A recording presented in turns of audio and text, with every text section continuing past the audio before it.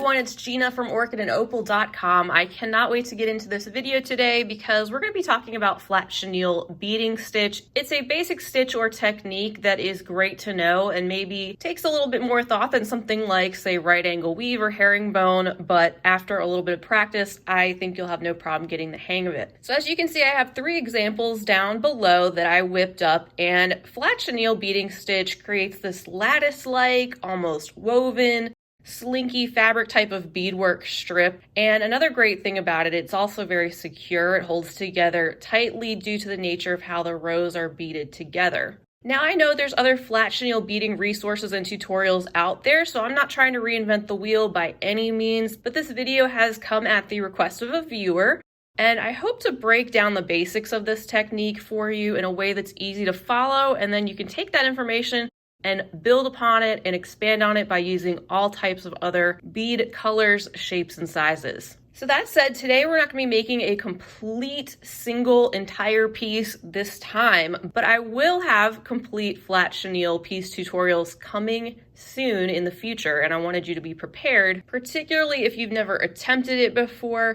So why don't we focus on the basics? I recommend learning with slightly larger beads, so maybe start out with some size 8/0 seed beads or something in the 3mm-ish size range. Something that I also recommend is some 6-pound or 0.006 inch Fireline. This is my go-to beading thread and it's very sturdy. As you can see, this is totally different from a material like monofilament or traditional fishing line, even though this is also marketed as a fishing product. It is a very sturdy beading thread, and I'll also be using a size 11 beading needle today. I would recommend using anything from a size 10 or 11 if you're using things like size 11 seed beads. I'll be sure to leave links down below in the description section of this video to different shops where I recommend you can locate all the types of different products that I'll be using today and everything that you would need to get started with this bead weaving technique. So be sure to check below for that, and I'll also have a blog post with corresponding information and links and more on my website if you want to refer to that as well. So before we get into starting out, let's take a little closer look real quick at the 3 different examples that I have here that I whipped up. So this is an example using 2 different colors of size 8/0 seed beads, and then the smaller bronzy seed beads are a size 11/0.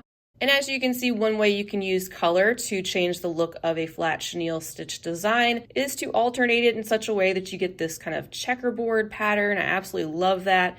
And I have some of these fancy symbol findings, but we'll get into finishing off your pieces at the end of the video. So that's a closer look at example number 1. Another example that I have here is using some 3x2mm crystal rondelle beads with some size 11 delicas. So that's another way you can use 2 different sizes of beads to create this look, and also use color to achieve a striped pattern. So of course you can do horizontal stripes, vertical stripes. Color really is such a great way to change the entire look of this piece. And then the final example I have here, and I could have gone on and on and on with creating pieces. This is really a fun stitch and there's so much you can do with it. This one's also using some 3x2mm crystals in gold with some basic black round 11/0 seed beads. And if you look closely at this stitch, which I've done in this more monochromatic way, 1 color of each size of bead, you can see that when you pick out your larger bead, if you're going with 2 different sizes, the larger one is going to sit at an angle and they're going to alternate, while that smaller bead, the 11/0 seed bead that I have here, it's sitting in the same orientation all the way through the piece. So that's something to think about. This particular design, the larger beads kind of hug those smaller beads, if you will. So think of that seed bead, for example, being in the middle of a cluster of 4 larger crystals that are surrounding it. And then the smaller bead will also be used to create this decorative edging. So when you're picking out your materials, think about going with perhaps a complementing smaller size seed bead with a larger size one if you want to go with that more dramatic change in size. So if you're using a larger 8/0 seed bead, go with an 11/0 as your smaller. If you're going with, say, an 11-0 seed bead, then maybe go with a 15-0 as your smaller. Today we're going to be working with size 8-0 and size 11-0 seed beads, and we'll simply be working with one color of each to get us started. And again, I'll have more tutorials coming on more specific pieces, especially with ones maybe with more elaborate clasps that are directly woven in. So in this video, we're going to go ahead and get started on the flat chenille beading stitch. I'll also show you how to add on rows to your beadwork. I will show you how to add on thread because you will, without a doubt, be adding on some thread if you're just, say, starting out with a wingspan in order to get to a bracelet length. And I will also give you some information about how to end your flat chenille beading stitch piece. So if you'd like to make a swatch of flat chenille beading stitch today to get yourself started and to understand how it works, go ahead and thread yourself a beading needle and add on about a wingspan of beading thread. Pull out some 8-0 and size 11-0 seed beads if you have them, or a similar complementary combination of sizes, and we will jump right into some beadwork.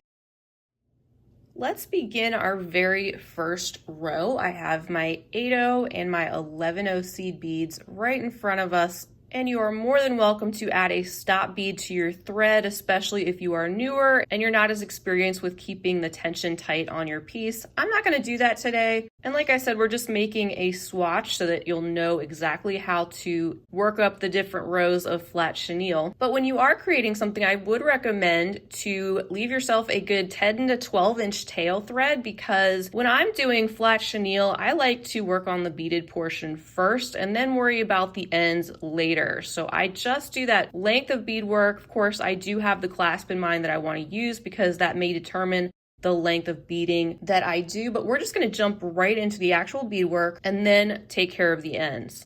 Now you can make the flat chenille as thin or as thick as you'd like. As far as the width of your bracelet, I would recommend, of course, starting with at least 6 of your larger size bead if you're using a large and a small size. We're going to be using 8 today. The main thing is you do want to have yourself an even number of the larger size bead and make sure you're using at least 6. So let's go ahead and string on 8 of these size 8s.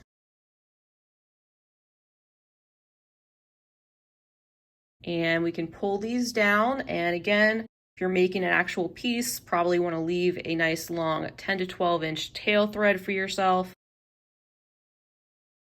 And if you're new, perhaps just add a stop bead at the end. But now that you have the 8 larger size beads on, we're going to build upon this by working our next row where we're going to start adding in some of our smaller 11-0 seed beads. So think of this in terms of being row number 1, and row number 2, we're going to be heading back in that direction toward our tail thread. And we're going to begin by picking up one of those smaller seed beads, the size 11, that is going to hang out on the side of this piece, as well as another 8-0 and another 11-0. So pick up those 3 beads and have them on your needle, and then you're going to swing back through, skipping over the last bead in this first row, and then going directly through the next 2 8-0 seed beads. I'm just going to hang on to my tail thread while I pull this. And you get this funky little shape down here at the end of the beadwork. We'll come back to that. What we want to do now is insert another one of our 11-0 seed beads. So pick up one more and then go directly through the next 2 8-0 seed beads. And then you can pull this. And then you're going to repeat that again. So pick up another 11-0. And then sew through the next 2 8-0 seed beads. And again, you're going to pull that. We have one more 11-0 we want to add in on this row, so let's pick that up. And you only have one more 8-0 left to go through. Just go ahead and go through that last remaining 8-0 seed bead.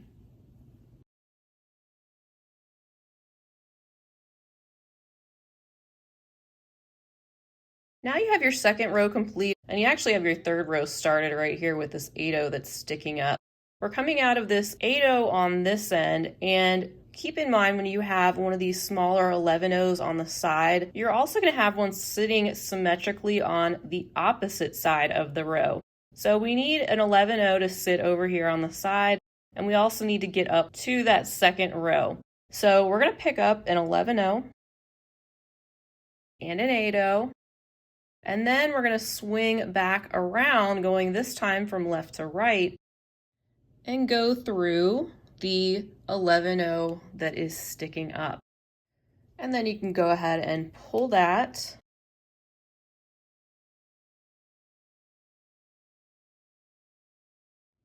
And to finish row number 3, we want to continue adding more 8-O's in between each of these 11-O's that are sticking up.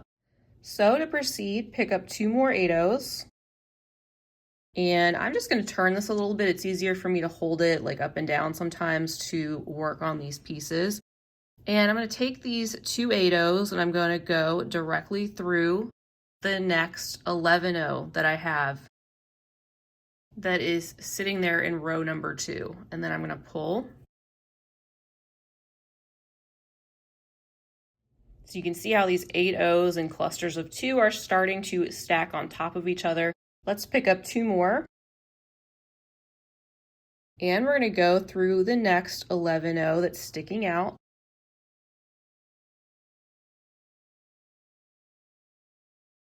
And we have another little gap here to fill in. So let's pick up 2 more 8-O's and just go through the 11-O for now.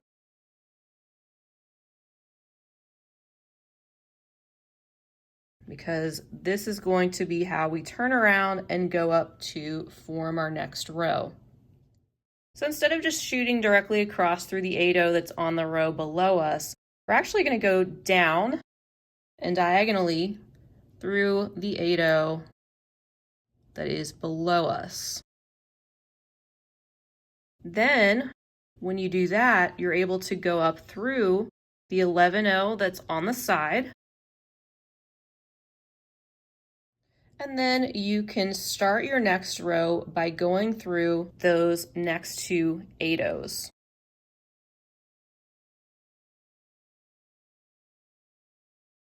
So you can start to see how the 11-O sits in the center of a cluster of 4 8-O's that all sit at an angle. Once you start building on these rows, it becomes a lot more apparent what you're doing, a lot easier. So don't beat yourself up if it takes you multiple times to start this out. It definitely gets easier the more you do it. And also, the longer the length of the beadwork is, the easier to see the pattern and where it is you need to go next.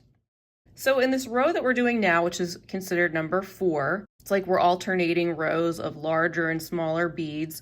We are going to need to, once again, fill in this row in between every 2 8-O with a smaller size 11-O. So at this point, you'll pick up an 11-O and then just sew directly through the next 2 8-O seed beads and pull. Now repeat that, picking up an 11-O once again, sewing directly through those next 2 8-O seed beads, which is going to bring those together around the smaller bead below it. And pull tightly each time you add on a bead and as you go. Let's pick up 1 more 11-O. And we can go directly through the next 2 8-O seed beads to finish this row.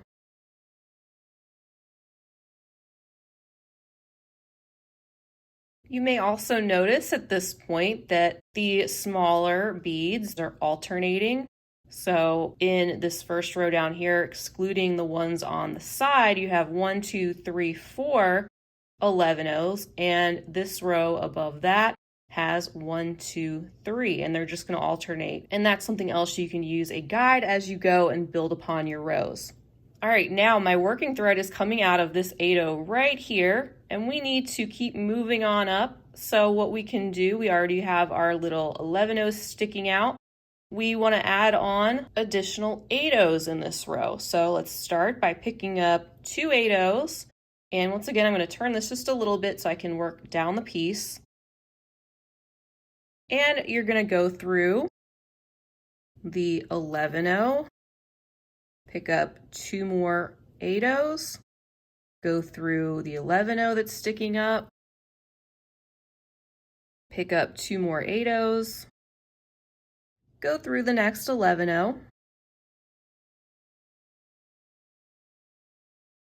And once you get to the end of this row, which is considered row number 5, you're going to be adding on 2 more 8-0s, but the way you're going to do that is just slightly different. So pick up your 2 8-0s, and this time you're going to swing back through the 2 8-0s on that previous row.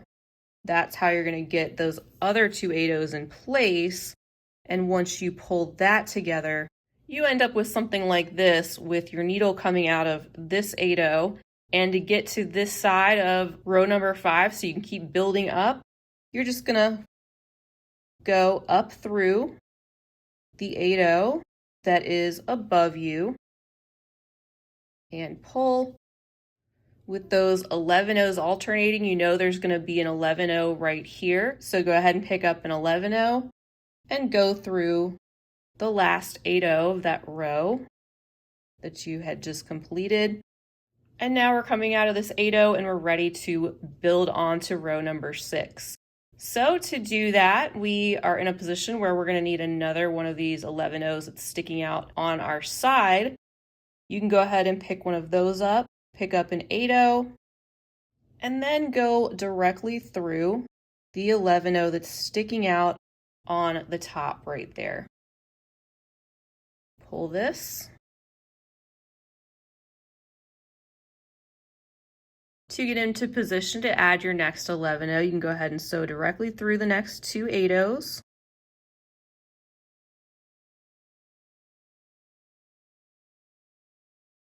Now pick up an 11 and sew through the next 2 8-0s.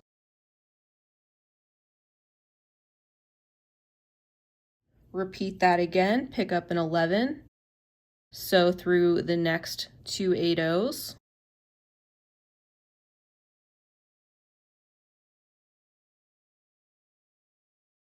And then you need to fill in this spot, so pick up an 11-0 and go through that last 8-0.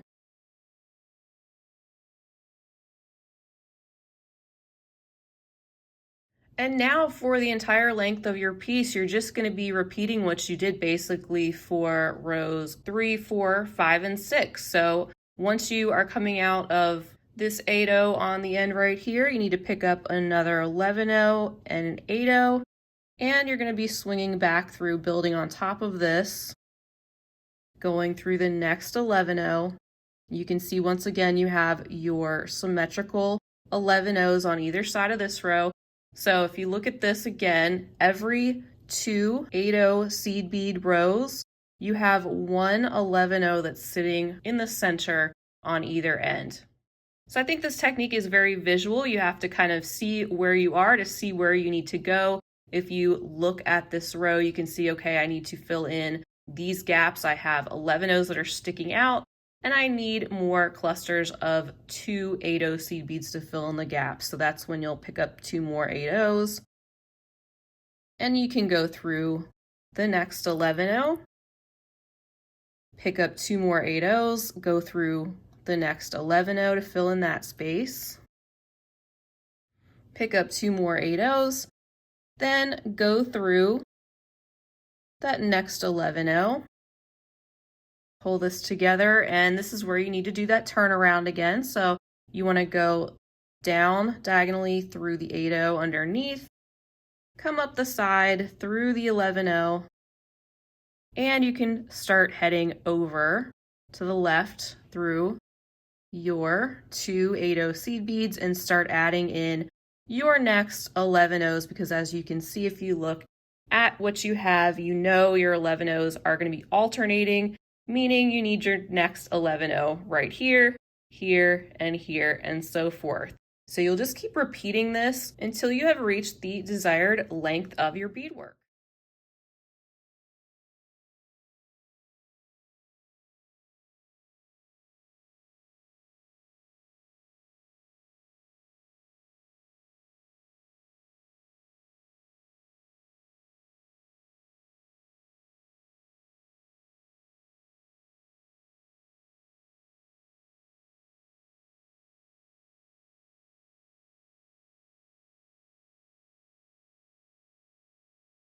All right, welcome back everyone. So I have worked up some more of the flat chenille. Isn't it just such an appealing looking stitch? Well, it's also thread thirsty, but that's okay. I like that it's a very sturdy stitch and also gives you a still slinky feel. And this was probably about 4 to 5 feet of beading thread right here. That's how much this got me. About a 2-inch swatch that is 8/80 seed beads wide. And I thought I'd just show you how I decide to add on thread. This isn't the only way to do it, and I'm not saying this is the best way to do it. This is just the way I like to do it. So once I've gotten to the point where my thread is short on my working side and I don't have enough to work with to go forward, I'm just gonna go through a couple of these beads, and then I like to make a half hitch knot. I basically follow the thread path to try to hide the thread and knots as best as I can. And then I'll just go through like the next two. So it's going to depend on what you're doing, which row you're stopped at, and what makes the most sense. But, you know, for example, I wouldn't want to just go from here and shoot directly down into my piece right there, because obviously my thread would show, and that's going to pull this piece all out of whack and not look as nice. So I usually do at least like 3 little half hitch knots and hide them along the piece, and I try not to come out of the very end. I try to finish off by kind of weaving back into the piece and into a row. So I'm going to head back this way and just following that thread path and heading back into one of these lower rows. Try not to come out of the end, and I'm going to finish up here, I'd say, and take my scissors. You can use a thread burner and just clip off the working thread. I still have my tail here. I would do the same thing with my tail once I have attached the clasp area. There is a way that you can attach your new thread directly onto the old thread. I just go in with a whole brand new length of thread, and I pretty much start in a similar way to how I ended that working thread. I'll start from, say, a bead that's not on the end of the piece. I want to keep in mind where it is that I want to go so that I can continue where I left off.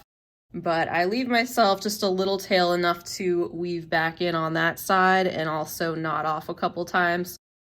And I'm going to follow my beads once again so that I'm coming out of the beginning of that next row, which is where I left off. And once I've gotten through a few beads, I might make a little half hitch knot to make sure this is starting out securely. I'd be going through here to follow my thread path up, and then I'm in a position to continue on with this row. And then what I would do is just pop a needle on this shorter length of thread and knot and weave this back in, clip that off, and move on. So the main point is just trying to hide that thread and also following your thread path, not going through beads in a way that you hadn't before.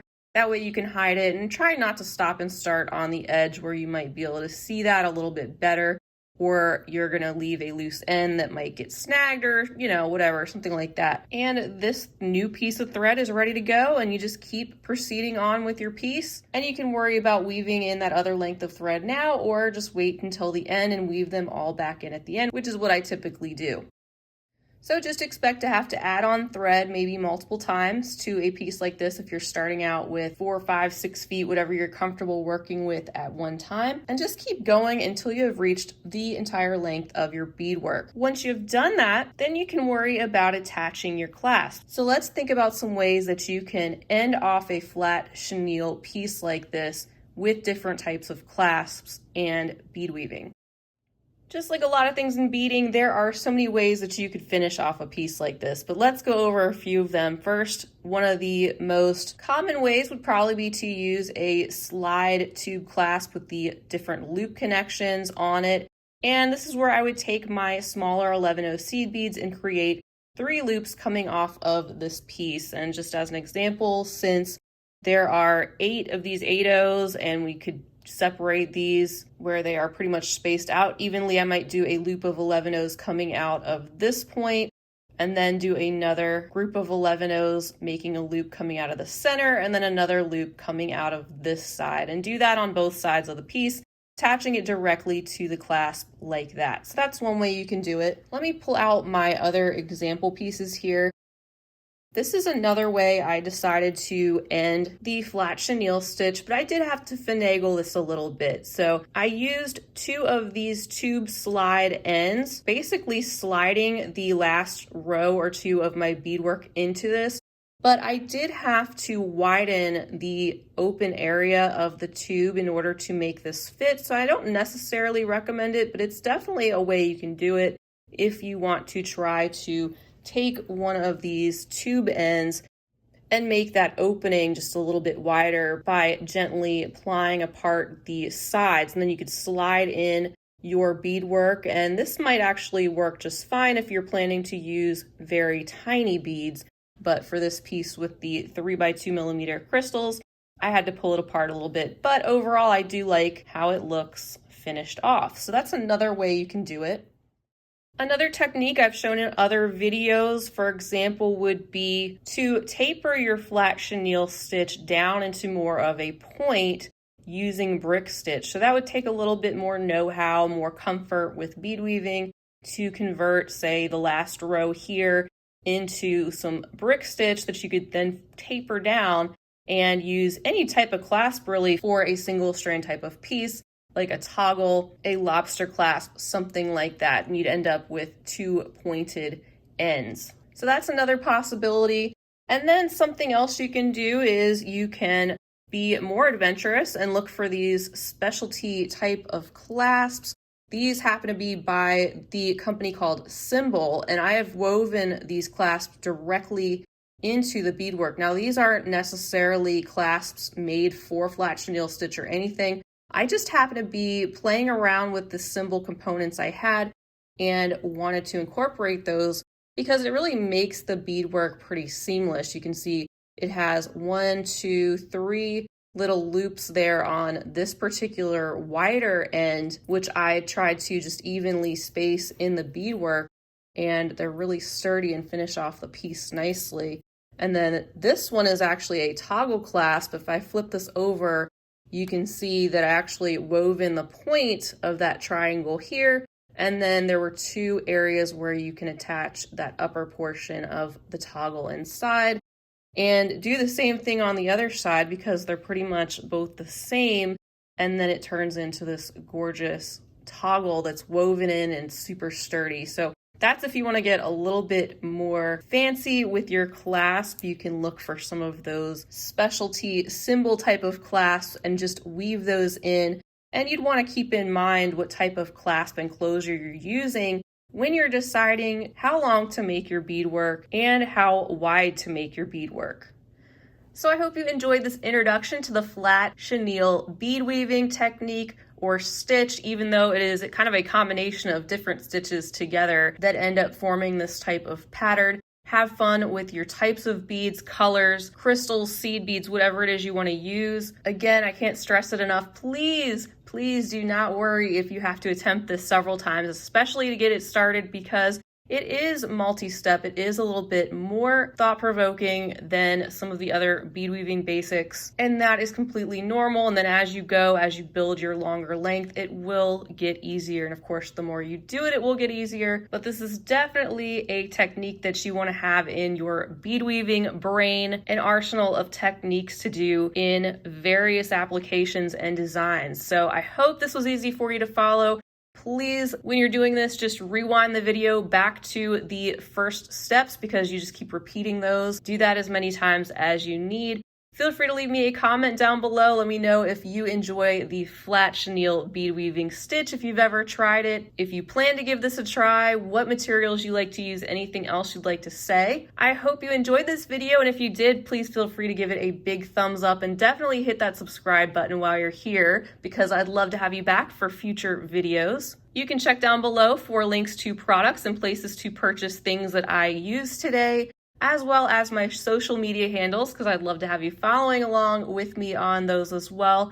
And you can also check the corresponding blog post for more information there. I will see you all again real soon. And in the meantime, I hope you have a fantastic rest of your day. And as always, happy beading.